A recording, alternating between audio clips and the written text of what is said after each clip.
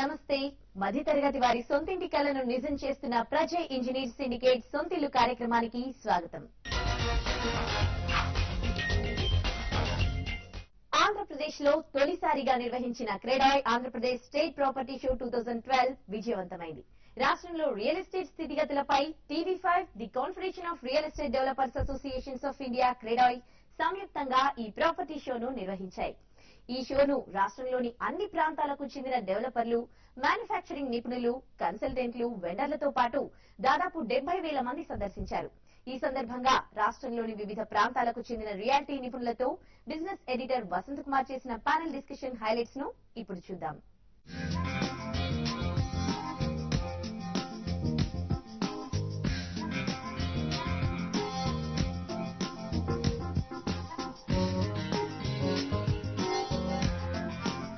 Good evening ladies and gentlemen. గత కొద్ది సంవత్సరాలుగా నిస్తేజంగా నిరుత్సాహకరంగా ఉంది అనుకుంటున్న రియల్ ఎస్టేట్ రంగం కొత్త జవసత్వాలు పుంజుకుంది క్రెడాయ్ ప్రాపర్టీ షోతో అనడంలో ఎటువంటి సందేహం లేదు. అసలు క్రెడాయ్ ఈ ప్రాపర్టీ షోని బహుశా గత ఏడాదో లేదా అంతకుముందు ఏడాదో నిర్వహించి ఉంటే కూడా ప్రాపర్టీ మార్కెట్ ఇప్పటికే చక్కగా పరుగులు తీస్తూ ఉండేదేమో అనిపిస్తుంది. 70,000 పైగా సందర్శకులు ఈ ప్రాపర్టీ షోని సందర్శించారు అంటే this is a sort of record. It's historical. రాష్ట్ర రియల్ ఎస్టేట్ మార్కెట్ గమనాన్ని ఒక మేలి మలుపు తిప్పబోతున్న ఈ ప్రాపర్టీ షో నేపథ్యంలో సాగర తీరాన ఇదే వేదిక మీద ఒక చక్కటి panel discussion on real estate స్థితిగతులు, రియల్ ఎస్టేట్ రంగం ఏ దిశగా ప్రయాణిస్తోంది, ట్రెండ్స్ ఎలా ఉండబోతున్నాయి, భావి ప్రయాణం ఎటువంటి దిశగా సాగబోతోంది, ఈ అంశాల మీద మనం ఒక ప్యానెల్ డిస్కషన్ కండక్ట్ చేస్తే బాగుంటుందని క్రెడాయ్ వారిని అడిగిన వెంటనే వాళ్ళు చాలా ఉత్సాహంగా మనం తప్పకుండా చేద్దామని అన్నారు.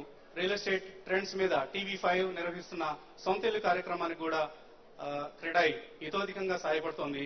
ఇందుకు టీవీ5 తరఫున మా హృదయపూర్వక ధన్యవాదాలు మీకు. క్రెడాయ్ ప్రాపర్టీ షో వేదికగా నిర్వహిస్తున్న ఈ panel discussion theme Andhra Pradesh real estate market and trends. Panel discussion లో పాల్గొనేందుకు మనతో ఉన్నారు శ్రీ సి శేఖర్ రెడ్డి, క్రెడాయ్ ఆంధ్రప్రదేశ్ అధ్యక్షులు, the man behind this successful show. And మనతో ఉన్నారు ఇద్దరు విశిష్ట అతిథులు, Shri NVS Reddy, managing director, Hyderabad metro railway project. చాలా ప్రతిష్టాత్మకంగా వస్తోంది ఈ ప్రాజెక్ట్, మనందరికీ తెలుసు. గంపెడాసలతో అందరూ ఎదురు చూస్తున్నారు ప్రాజెక్ట్ ఎప్పుడెప్పుడు కంప్లీట్ అవుతుందా, ఎప్పుడు మనం మెట్రో రైల్లో తిరగలుగుతామని.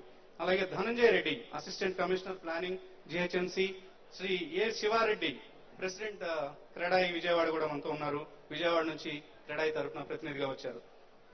రాజశేఖరరావు, ప్రెసిడెంట్ క్రెడాయ్ తిరుపతి కూడా మనతో ఉన్నారు, ఆయన కూడా రిప్రజెంట్ చేస్తున్నారు. And Srikanth Neelam, regional sales manager, AP head from Dewan housing finance limited. Shri JV Reddy, CREDAI vice president CREDAI Andhra Pradesh.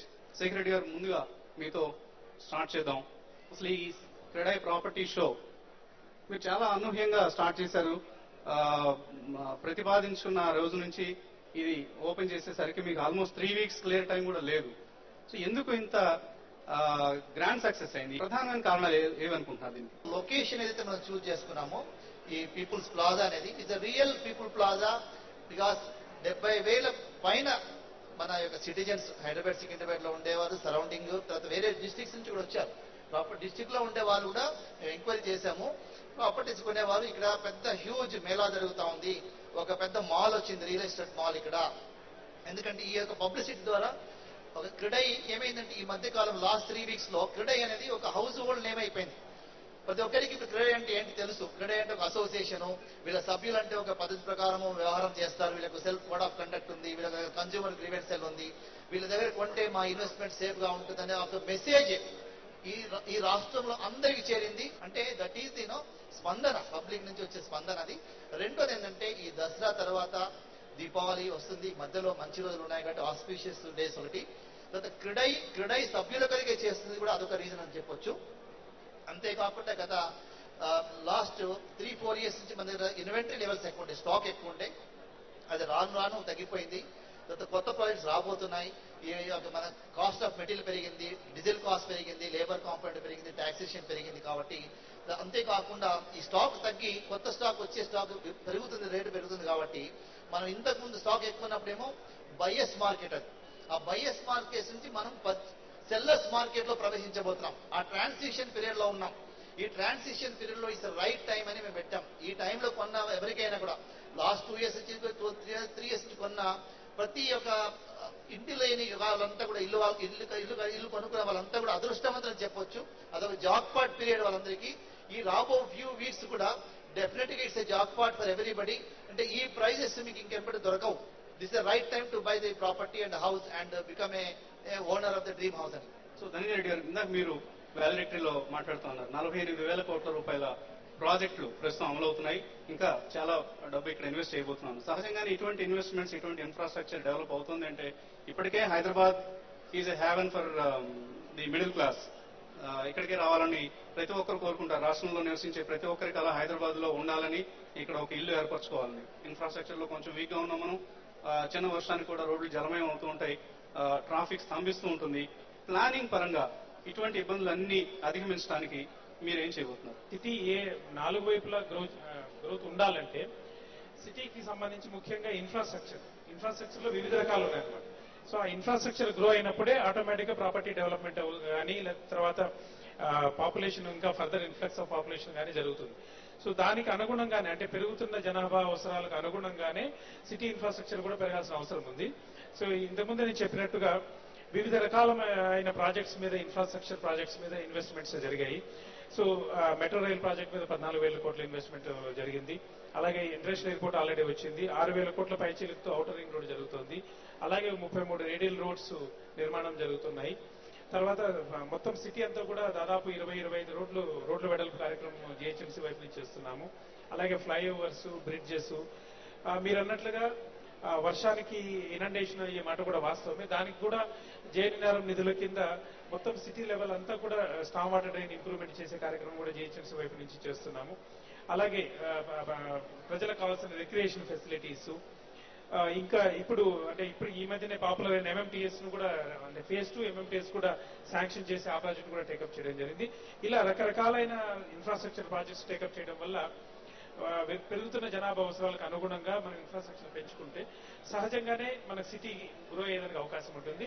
ఇంకొక హైదరాబాద్కు ఉన్న ఒక విశిష్టమైన ప్రాధాన్యత ఏమంటే, చెన్నై లాగా కానీ, బాంబే లాగా కానీ, లేదంటే ఢిల్లీ క్యాపిటల్ సిటీకి ఉన్న లిమిట్స్ లాగా కానీ హైదరాబాద్కు పెరిగేదానికి, 4 వైపులా పెరిగేదానికి చాలా మంచి అవకాశాలు ఉన్నాయి. మిగతా సిటీస్ కి అవకాశం లేదు. సో దానికి అనుగుణంగానే ఔటర్ రింగ్ రోడ్ రావడం వల్ల సిటీ ఒకవైపే కాకుండా, అంటే గతంలో సిటీ గ్రోత్ అనేది ఒక ప్రాంతానికి లేదంటే ఒక ఏరియాకు పరిమితమైనది. ఇప్పుడు కూడా వెస్ట్, సౌత్ వెస్ట్ ఎక్కువ పెరుగుతోంది. కానీ ఈ ఇన్ఫ్రాస్ట్రక్చర్, అంటే radial roads, outer ring road plus metro rail, MMTS phase 2 ఇవన్నీ ఎక్స్టెండ్ చేయడం వల్ల సిటీ అన్ని వైపులో కూడా సిటీ పెరిగేదానికి చాలా మంచి ఆస్కారం ఉంది. అందువల్లనే సిటీకి నలువైపులు కూడా ప్రాజెక్టులు వస్తున్నాయి. దానికి అనుగుణంగానే అంటే ఇంకొకటి ఏమంటే, మనము చూడాల్సింది కూడా నగర అభివృద్ధి అంటే కేవలం ఆకాశ హర్మ్యాలు నిర్మించడము, లేదంటే మిడిల్ క్లాస్ కాలనీస్ కట్టడమే కాదు. సిటీలో దాదాపు 30% పేద ప్రజలు కూడా ఉన్నారు. వాళ్ళకు కూడా హౌసింగ్, అఫోర్డబుల్ హౌసింగ్ ప్రొవైడ్ చేసిన రోజునే మనం ఇంక్లూజివ్ గ్రోత్ చేయగలిగిన వాళ్ళం అవుతాము. దానికి కూడా గవర్నమెంట్ నుంచి పెద్ద ఎత్తున ఇప్పటికే జేఎన్ఆర్ఎం హౌసింగ్ కింద 78,000 ఇళ్లు పేద ప్రజలకు టేకప్ చేయడం జరిగింది. దానిలో 54,000 ఇళ్లు పూర్తి చేయడం కూడా జరిగింది. పీపీపీ పద్ధతిలో, అంటే పార్ట్నర్స్ ఇన్ ప్రోగ్రెస్ పద్ధతిలో డెవలపర్స్ కలిసి పనిచేయడానికి ప్రభుత్వం సిద్ధంగా ఉందని ఎటువంటి ప్రతిపాదన మీ దగ్గర ఉంది? ఎటువంటి మాస్టర్ ప్లాన్ ఉంది? Housing is going to be major problem in the future. And ఇప్పటికే అద్దెలు పెరిగిపోయి సతమతం అవుతున్నారు, ప్రాపర్టీ ప్రైసెస్ పెరుగుతాయని భయపడుతున్నారు శేఖర్ రెడ్డి గారు. ఈ పరిస్థితుల్లో ఎటువంటి మాస్టర్ ప్లాన్ మీ దగ్గర ఉంది అందరికీ హౌసింగ్ సదుపాయం కలగాలంటే? అంటే దీంట్లో మనం 2 రకాలుగా చూడాలి. ఒకటి, ప్రభుత్వము ద్వారా, అంటే పేద ప్రజలు ఎవరైతే సొంత ఇల్లు కట్టుకోలేని వాళ్ళు, స్లమ్స్ లో ఉన్న వాళ్ళు, వాళ్లకు చేయూతనివ్వాల్సిన బాధ్యత ప్రభుత్వం మీద ఉంది. సో దానికి సంబంధించి జేఎన్ఆర్ఎం కింద ఆల్రెడీ హౌసెస్ టేకప్ చేయడం జరిగింది. అలాగే కొత్తగా రాజీవ్ ఆవాస్ యోజన స్కీమ్ కింద పేద ప్రజలకు గృహాలు నిర్మించే బాధ్యత చేపట్టడం జరిగింది. రెండో కేటగిరీ కింద అయితే ఎల్ఐజీ హౌసింగ్ కానీ, లేదంటే ఎంఐజీ కానీ, లేదంటే అప్పర్ క్లాసెస్ కానీ, సో వాళ్ళకు కావాల్సిన హౌసింగ్ సంబంధించి సిటీలో ఎక్కడ చూసిన హౌసింగ్ ప్రాజెక్ట్స్ వివిధ రకాలైన డెవలపర్స్ చేపడతారు. కానీ హౌసింగ్ ప్రాజెక్ట్స్ చేపట్టడంతోనే వాళ్ళకు సంబంధించిన మనకు అవసరాలన్నీ మనం తీర్చినట్టు కాదు. ఆ హౌసింగ్ ప్రాజెక్ట్స్ సంబంధించిన ఇన్ఫ్రాస్ట్రక్చర్ అంతా కూడా వివిధ రకాలైన ఏజెన్సీస్, హెచ్ఎండిఏ కానివ్వండి, వాటర్ బోర్డు కానివ్వండి, జిహెచ్ఎంసీ నుంచి కానివ్వండి, ఆ ఇన్ఫ్రాస్ట్రక్చర్, సపోర్ట్ ఇన్ఫ్రాస్ట్రక్చర్ అనేది ట్రంక్ ఇన్ఫ్రాస్ట్రక్చర్ కానీ, లేదంటే రోడ్స్ కానీ, స్టామ్ వాటర్ డ్రైన్స్ కానీ, వాటర్ కనెక్షన్, సివరేజ్ కనెక్షన్స్, అలాగే ట్రాఫిక్ సంబంధించిన ఇష్యూస్, ఇవన్నీ కూడా మున్సిపల్ కార్పొరేషన్ కానీ, అది ఇతర ఏజెన్సీస్ కానీ ఇవన్నీ చేపట్టినప్పుడే పూర్తిగా మనము ప్రజలకు అందుబాటులో సేవలు అందించినట్లు అవుతుందన్నమాట. సో దాంతో పాటు ఇంకా కొన్ని చోట్ల అంటే ఇప్పుడు కొత్తగా ఒక టౌన్ ప్లానింగ్ స్కీమ్స్ అని కూడా తీసుకురావాలనే ఉద్దేశం కూడా ఉంది. అంటే గుజరాత్ లో చేస్తున్న మోడల్ గా ఇక్కడ కూడా అంటే ప్రభుత్వం వైపు నుంచి టౌన్ ప్లానింగ్ స్కీమ్స్ కూడా తీసుకురావాలనే ఉద్దేశం కూడా ప్రభుత్వంలో ఉందన్నమాట. ప్రజా ఇంజనీర్ సిండికేట్ సొంతిల్లు కార్యక్రమంలో ఇప్పుడు వచ్చిన బ్రేక్ తీసుకుందాం.